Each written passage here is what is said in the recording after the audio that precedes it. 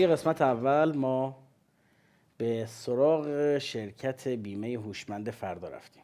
البته ما توی برنامه‌مون حتما از یکی از کارشناسان و یا مدیران، مدیرعامل، معاونین و افرادی که توی شرکت اطلاعات کاملی نسبت به اون شرکت داشته باشن دعوت میکنیم که بیان. این بار هم دقیقاً همون کار رو کردیم و با مدیرعامل اون شرکت، خانم فامیلش هم نمیدونم، خانم بخشی میگن، البته نمیدونیم معاونن، مدیرن، هیئت مدیرن، همه سمت‌ها رو با هم دیگه دارن.